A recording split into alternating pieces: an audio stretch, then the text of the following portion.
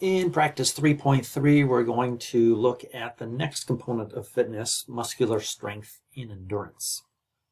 So if we look at the world record holders in the 100-meter sprint and the marathon for both men and women, what do you notice about their body types? So again, we'll look at this a little bit more detail, but one of the things you could probably see is the muscularization and kind of the muscle mass of each group. And that has to do something with muscle fiber type and muscle fiber length and what those do to influence performance. So let's take a closer look at those things. So if you look at muscle fiber types, there's two broad categories and really three, some sources say four different muscle fiber types. So we look at there's type 1 muscle fibers, and then there's type 2 muscle fibers. And then within type 2 muscle fibers, there's both A and B. So we'll break that down here in more detail. So type 1 muscle fibers are generally referred to as slow twitch because they contract slower, less forcefully. It takes less energy to activate them. They're more sensitive to the neuromuscular system. And these muscles can contract at a low force rate over an extended period of time. So they're slow fatigue, high endurance because of the mitochondria density they have and the ability to have oxygen delivered and processed within those muscles. These muscles, if you look at a cross-section of the diameter, they tend to be a smaller diameter compared to type 2 muscle fibers. So type 2 muscle fibers, in contrast, are typically called fast twitch muscles. They contract more rapidly, more forcefully, but it takes a higher action potential. They can't sustain the time under load for long periods of time or many contractions. Therefore, they fatigue fast. So we have different ratios of these in our body. And different regions in our body have different ratios of these too as well. But in general, right, if we're going to do something with low intensity, typically the type 1 muscle fibers are recruited first and utilized first. The more force, speed, or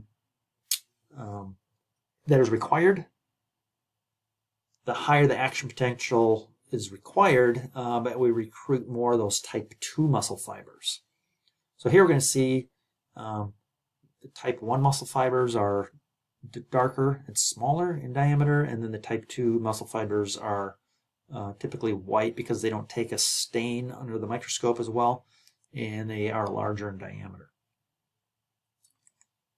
So again, this is another nice chart that can break it down for us. And that was in the notes, so you can take a little closer look at that.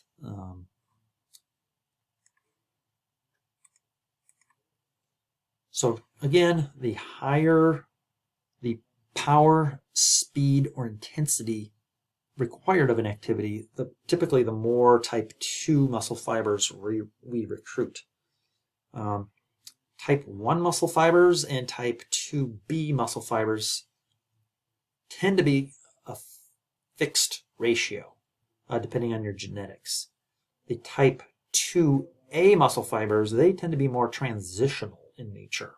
So depending on the specificity and training, they can take on more of the characteristics of a type 1 muscle fiber if we're spending more time under load at lower intensities, such as running or cycling, or if muscle fibers train under higher intensities, higher force placed on them, they take on more of those type 2B muscle fiber properties. So there's a study done in 2015 on some elite Italian sprinters. They looked at kind of like the national level athletes for the 100 and 200 meter sprints. And this guy, they took a biopsy of someplace in their quad muscle. So basically they take a needle, poke it in deep into their thigh, take out some muscle tissue, which is very painful, and then they can analyze it. So what they found is in the 100 meter sprinter champion, he had a high percentage of those type 2B muscle fibers, very forceful, fast fatigue types of muscle fibers. And he had a pretty low percentage of the type 1 muscle fibers and kind of a pretty low percentage of those transitional type 2A muscle fibers. Whereas the 200 meter sprint champion, he surprisingly had a pretty high percentage of type 1 muscle fibers and a very high percentage of those transitional type 2A muscle fibers. So here we can see kind of some of the genetics, but also training can influence how our muscle fiber makeup. So when we undergo training, right, we get that general adaptation syndrome. When we seek muscle growth, that increase in muscle cell diameter, that's called hypertrophy. So those muscles get bigger. Typically, those muscles will get bigger under kind of that higher intensity strength types of activities. So they're focusing more on this type 2B muscle fibers and having those type 2A muscle fibers transition towards that type 2B fiber. It's a little more difficult is hyperplasia, where the muscle fiber actually splits, but that seems to be less common than hypertrophy.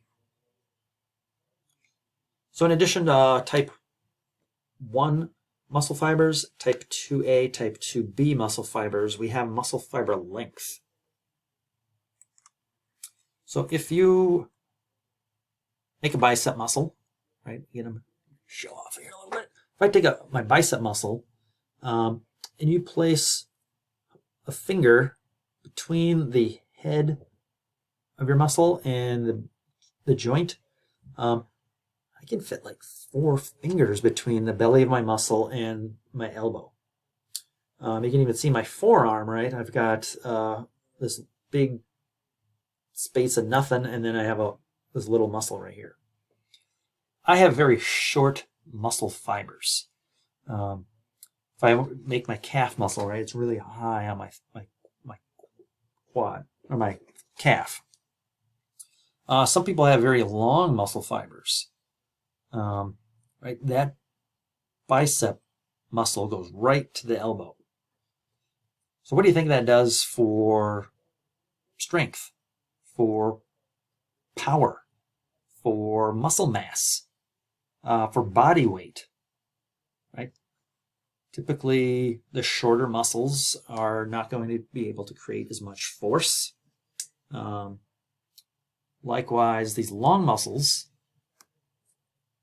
they're going to be stronger. They're going to have probably a higher 1 rep max, more power output, but probably a lot less endurance. So these muscles probably have a higher percentage of those type 2B muscles. So kind of look at these different muscle fiber types. Again, look at your own body type. But here we can see the long muscle. Goes right to that joint. You can see the forearm muscle goes, right up to that wrist. Here we have a medium muscle. You can probably fit 1 or 2 fingers there. And here we have a very short muscle. Right. I can undergo weight training. I can make this muscle bigger, but this is a tendon. It's no muscle there. We can't make this muscle look like this. Likewise, I can't diet and I can't transition from this muscle to that muscle. Likewise for women here. Right, we have the long muscle here.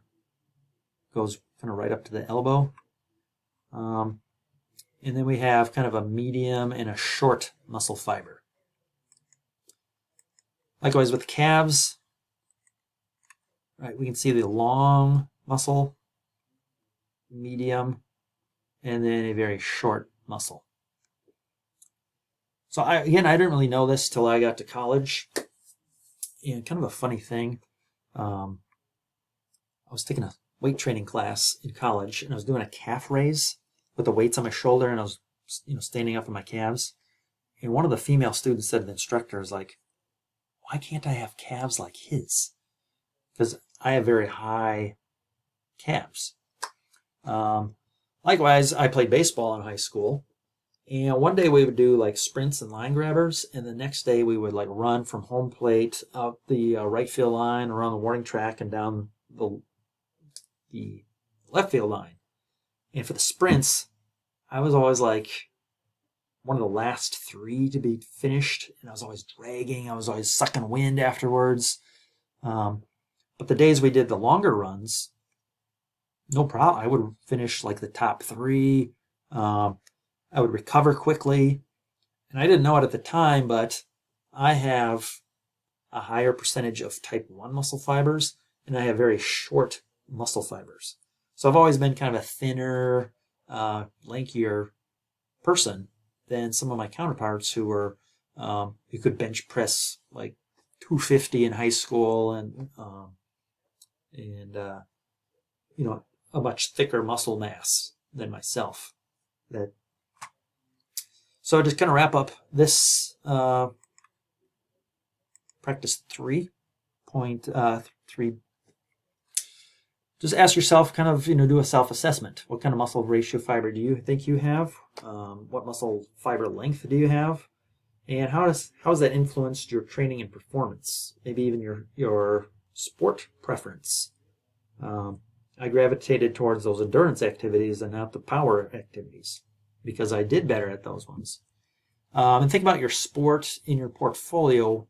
Think about the sport as a whole, and maybe think about different positions within that sport, what muscle fibers are necessary, and more specifically then, how can we target those muscle fibers through training.